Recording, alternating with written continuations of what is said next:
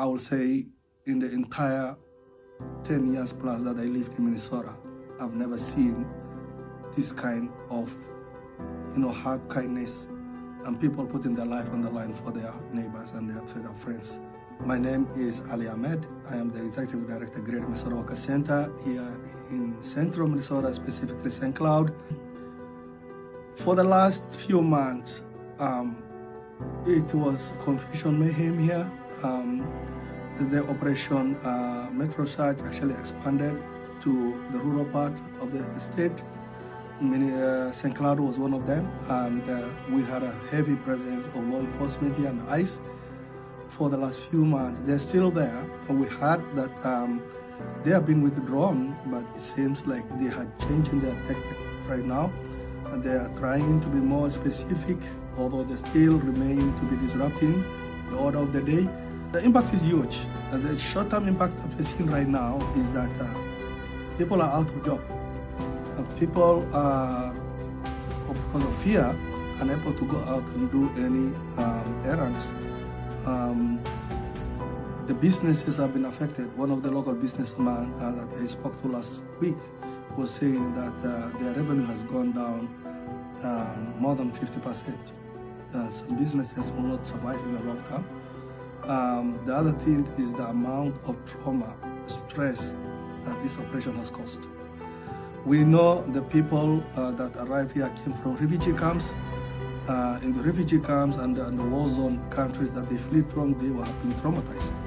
They had a lot of issues that were happening back in the refugee camps and the countries that they fled from. That trauma has been reversed here. We will have a lot of mental health illnesses in this group in the long run, and that's already happening right now. Minnesotans have lost their life for their neighbors. They have lost their earnings. They have lost everything that they had. They have put their life on the line.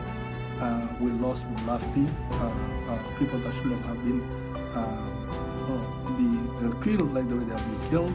We've seen observers, constitutional observers coming out, helping these people. We have seen rapid responders coming in and helping. We've seen also agencies and organizations this time around flexing their muscles, all in Minnesota, coming and helping their neighbors. And we feel like this has united us more than the target that they had of differentiating and creating this unity among our people and neighbors.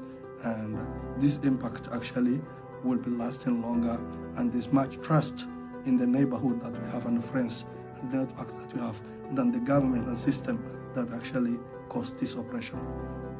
We need to keep united. We need to keep the fight. We need to protect each other. We need to organize. We need to come together. We need to resource. We need to help each other. And we should be, growing to be more stronger as a state than,